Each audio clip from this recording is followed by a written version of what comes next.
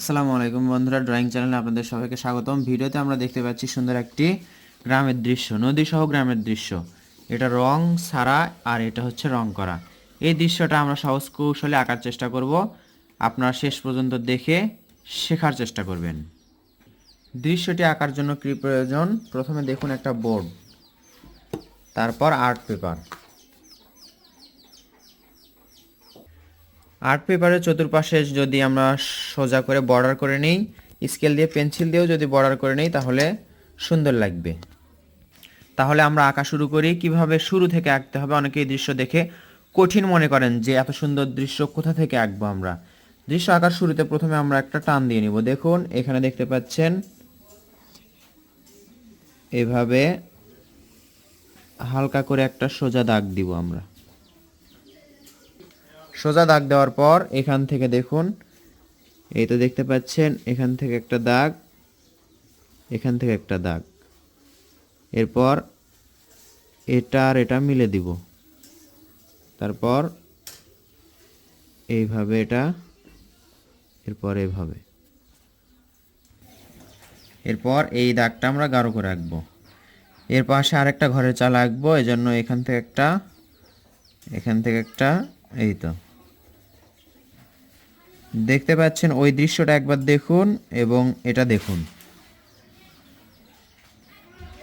দেখুন এটা দেখুন। এরপর এদিকে একবার দেখুন। এভাবে নিচের দিকে এখন দাগ দিতে হবে, সোজা দাগ। একটা, দুইটা, তিনটা, চারটা, পাঁচটা। পাঁচটা সহজ এবং সোজা দাগ আঁকলাম আমরা। এরপর এই দাগগুলো এটার সাথে মিলে দিতে হবে। একটার সাথে মিলালাম, এটার সাথে, আবার এখান থেকে এটার সাথে, এখান থেকে এটার সাথে। এরপর আমরা দরজা জানালা আঁকবো। প্রথমে জানালা এঁকে নিব দুই পাশে। এই পাশে যদি দরজা আঁকার জায়গা থাকে তাহলে আমরা আঁকবো। এখানে আবার দরজা, এর মাঝে দাগ দিতে পারি আমরা, দেখতে সুন্দর লাগবে এজন্য। তাহলে দেখুন উপরের দৃশ্য এবং আমি যেটা আঁকছি সেটা ঠিক একই রকম হচ্ছে কিনা বা সুন্দর হবে কিনা আপনারা বুঝতে পাচ্ছেন। দৃশ্য আঁকতে হলে কৌশল অবলম্বন করতে হয়। দেখি আমরা তাহলে উপরেরটা দেখি এখন। এই ঘরটা আর এই ঘরটা দেখুন ঠিক একই রকম। এরপর এপাশে পলের পালা আঁকবো আমরা। এখানে দেখতে পাচ্ছি পলের পালা, এই পলের পালাটা আমরা এখানে আঁকবো। এখান থেকে সোজা করে একটা দাগ দিব এবং এর মাথাটা দুইটা সোজা দাগ এবং এখানে একটা গোল। এই ঘরের উপরে আমরা কলার গাছ আঁকবো, এইভাবে তুলে দিব। এই তো কলার পাতা আঁকা অনেক সহজ। এই পাশে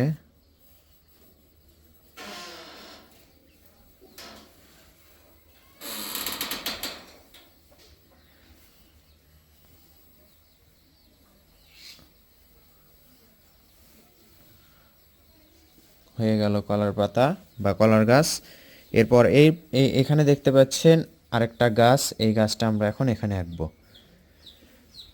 গাছ আঁকা অনেক সহজ। এইভাবে দুইটা দাগ দিবেন, ওপর দিকে দুইটা দাগ তোলার পর এইভাবে ডাল দিতে হবে। ডালগুলো ইচ্ছা মতো দিবেন, ওখানে যেই ডালটা আছে সেটাই দেওয়া লাগবে এমন কোনো কথা না। আপনার হাত যেদিকে বা ঘোরাতে সুবিধা হয় সেভাবে আঁকবেন। তবে যখন ওপর দিকে যাবে তখন কিন্তু এই ডালগুলো সরু হতে থাকবে। একটু জুম করে দেখাই, উপর দিকে যখন যাবে তত সরু হতে থাকবে। এখন এখান থেকে এইভাবে এই প্রত্যেকটা ডাল সহ নিয়ে গাছের পাতা আঁকবো। পাতাগুলো দেখতে পাচ্ছেন, এই তো এখান থেকে আরেকটু লেগে দিলাম।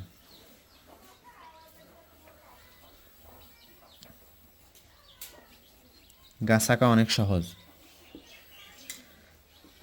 এখানে শিকড়টা এইভাবে দিলাম। এই দাগটা আমরা অস্পষ্ট করে রেখেছিলাম, এটার কাজ পরে আমরা পরে স্পষ্ট করব। তার আগে আমরা কি করব, এখন এইটুকু আঁকা শেষ। এখন নদীর পাড় আঁকবো আমরা। নদীর পাড় কোথা থেকে আঁকবো? এখানে দেখতে পাচ্ছেন, এই তো এখান থেকে ঠিক এই দাগ থেকেই আমরা শুরু করব। এইভাবে যেমনটা আছে শেষ তেমনটাই, সহজ কিন্তু একেবারেই কঠিন না। একবার এই কর্নার পর্যন্ত নিয়ে আসলাম, আবার এখান থেকে এইভাবে ধরে এই ভাঁজে একই রকম ভাঁজেই নিচের দিকে নিয়ে আসলাম, এটুকু করে শেষ। উপর দিকে আমরা দেখতে পাচ্ছি এখানে এই ঘর এবং গাছগুলো আছে, এখানে যতটা স্পেস ছিল ততটা আমার স্পেস নেই, আমার কাছে রাবারও নেই। রাবার নিয়ে বসবেন আপনারা, আমার মতো রাবার ছাড়া বসবেন না।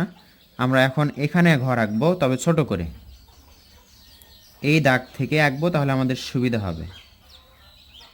দূরের ঘরগুলো ছোট দেখা যায়, কাছের ঘরগুলো বড় দেখা যায়।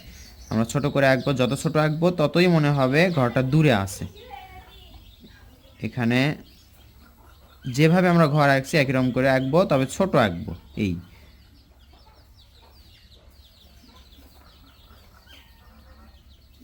দরজা জানালা আঁকতে হবে, ডাবল করে দিলাম।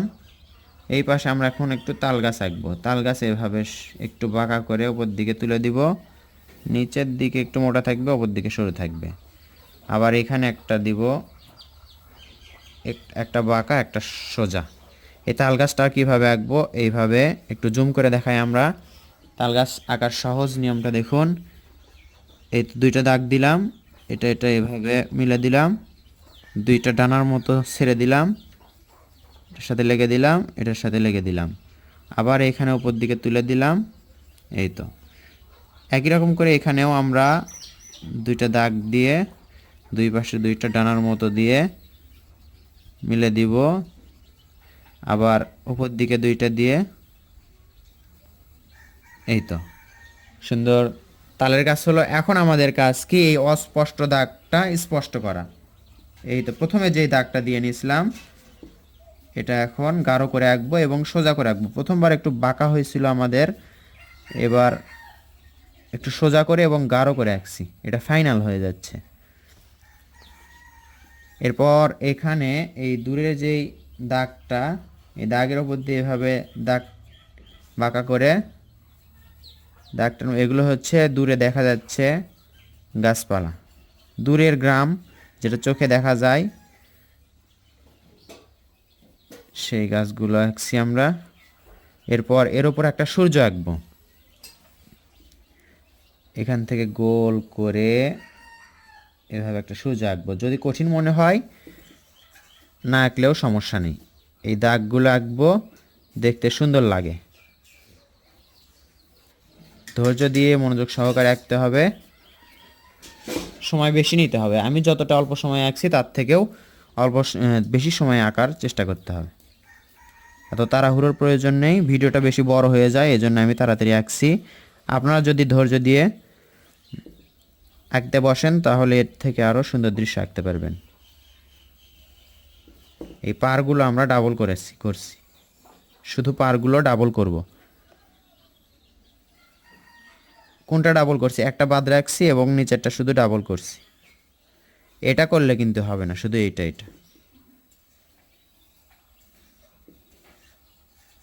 এটা আমরা কি 2B অথবা 4B পেন্সিল দিয়ে আঁকতে পারি।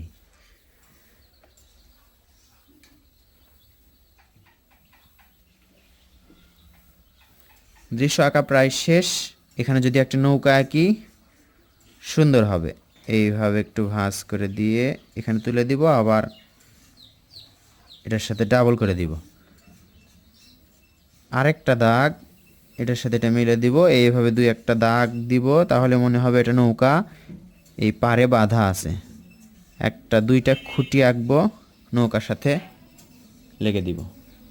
আবার এখানে একটা বড় নৌকা আঁকতে পারি, অথবা যদি আপনাদের কঠিন মনে হয় এই অবস্থাতেই রাখতে পারেন। আমরা আঁকবো, আঁকার চেষ্টা করব, কেউ চাইলে আঁকতে পারেন। একটু ঢেউ ঢেউ করে একটু বড় করে নৌকা আঁকবো, এটার থেকে বড়, কারণ এটা কাছে। এইভাবে তুলে দিলাম, আবার এটা ডাবল করে দিলাম। এই দুইটা নৌকায় কিন্তু পারে বাঁধা আছে, এটা ছই দিতে পারি, নৌকার ছই আঁকতে পারি। এইভাবে একটা দাগ, এই তো। আমার কাছে রাবার নেই, এজন্য মেশাতে পারছি না। নিচের দাগটা মিশে এই দাগটা মিশে এইভাবে যদি দিতে পারি তাহলে সুন্দর হবে।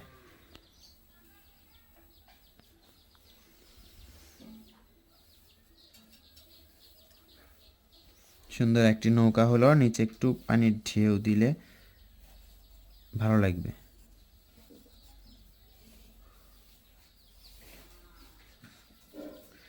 নৌকাটি বাঁধা আছে, এজন্য একটা খুঁটি দিতে হবে। খুঁটি পানিতে গাড়া আছে মাটির মধ্যে, এটার সাথে নৌকাটা বাঁধা আছে। আর এখানে ঘিরা আঁকতে পারি আমরা, বা বেড়া। বেড়া আঁকতে হলে দুইটা এভাবে দাগ দিলাম, ছোট বড় হলে সমস্যা নেই।